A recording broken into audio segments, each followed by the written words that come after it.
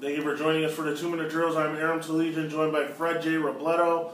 The Mission League, Freddie. Many people think it comes down to two teams, and those two teams just happen to be hooking up on Friday night. Right. Arguably the two most talented teams if you look at next level type players. We could be talking about none other than Bishop Amat, 5-1, 2-0 in league, going to Serra, 5-1, 2-0 in league. Yeah, you look at Bishop Amat. They've had their two easiest games first in the Mission League, both at home. They're finishing a run right now, Aaron. Really a historic run where they've had 5 straight home games, all blowouts since that loss to Mater Dei to open the season. And I think these are the two teams, along with Alamany, that people have sort of talked about as the 3 to really look out for the league title. I know Loyola started off really well. There's some talk of Chamonix as an outsider coming in. But I think it really comes down to these next 2 weeks for Bishop Amat, because you've got Serra on the road, the first time they've hit the road and got over a month, and then you get Alamany next week. If Amat can get through these next 2 games and be 4-0 in the Mission, with those last 2 games on the road, I think they're a pretty safe bet to win the league title, or worst case scenario, finish in a tie for the league title. But these are the 2 best teams right now. But how close is it? You look at Cal Preps, they still got Bishop Amat as a 17-point favorite, 2-touchdown favorite. You look at who they played. They had the one big blowout loss, 52-13 to Centennial. That's Serra. And you look at their 2 league games, Aaron, 35-17 over Loyola, 35-20 over Notre Dame. The 15-point win over Notre Dame, sort of a close game. And when you look at what Amat did to them last week, making them tap out, midway through the second quarter, it would seem like Bishop Amat is on a different level right now. Right, yeah, and I agree with that. Of course, last year's meeting, I believe, was 14-7, Freddie. A defensive struggle that, Serra supposedly had a lot of guys, or, a few key guys out for, so they felt maybe that could have been different. And if you recall, that's kind of the game that got Amat rolling as far as the season. I think they had just lost to Crespi the week before, then they came back and beat Serra, and then from there on out, they were one of the hottest teams around. I don't think it's going to be that kind of defensive struggle this week, but you're right. If you're struggling to put away Notre Dame into the fourth quarter, while Amat has that team beaten inside of 2 quarters and beaten to a pulp, then there's a difference between these teams. However, this would be my concern if I'm Bishop Amat. It's not often that Bishop Amat gets on a field with someone that's as fast as them, that can run around with them. And, here is Serra, kind of that Pac-5 version of a mirror, that on any given night, that speed, that craziness that they can provide, that athleticism, can screw someone up. Right.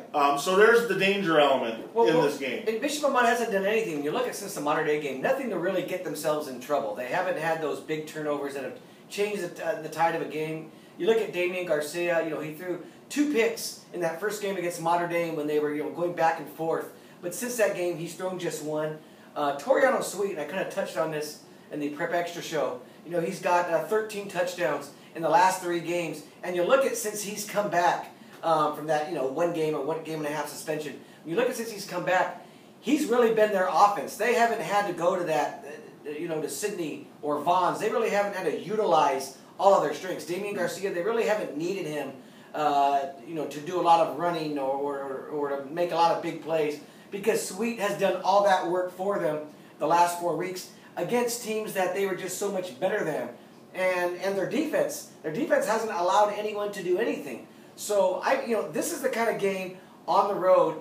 What's going to happen if they're in a tight game? If you get through that first quarter and it's they're only up by 7, or at halftime they've only got a 30 or 7-point lead, it'll be interesting to me to see how Bishop Amat will react, because they haven't faced that kind of close game or that nervousness of being in a game where they might lose or it's close or they have to use all of their weapons.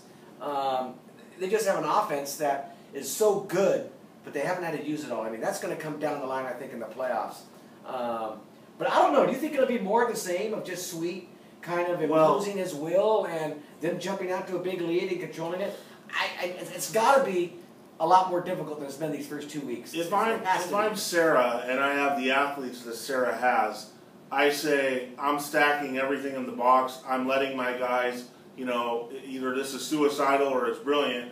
I let my guys one-on-one cover Vaughn's and Sydney, if he's healthy and ready to go and playing a lot of snaps. and then I just try and stack up Sweet. So I just say, hey, Sweet's not going to beat me, and if you beat me one-on-one on the outside, athlete for athlete, then good luck to you. I don't think it's going to work because Amat's too balanced. Their offensive line is that good. They're pushing teams around. Sweet's getting, major yardage. This offense is not really going to be stopped right now. This is just going to be a game of chase. And it should, for Sweet, you think about, you're getting Kai Higgins back this week too. Here's another D1 prospect guy. Last week, who did they get back? They got Brayton back last week. I mean, they're starting. The offensive line is back to, it should be back at full strength come this week. When you think of those guys now coming back and everyone being healthy, this is really the team that they envisioned all along.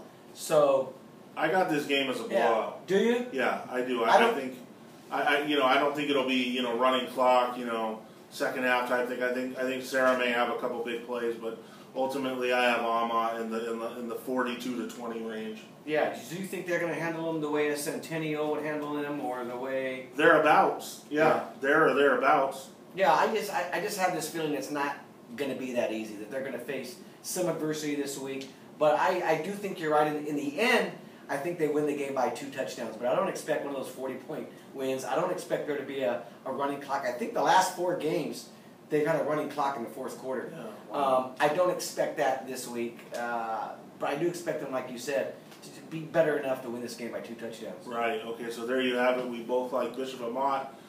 Pretty big in this game.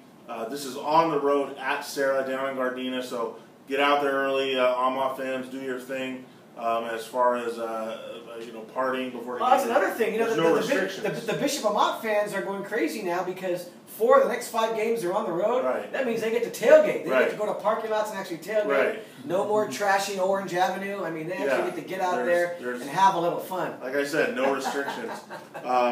Okay, well, this one looks like a good one. Winner has the inside track, to say the least, to win the Mission League and maybe pick up a top 4 seed in the upcoming Pac-5 playoffs. It's Amat, it's Serra. Get out there and enjoy it. Thanks for watching.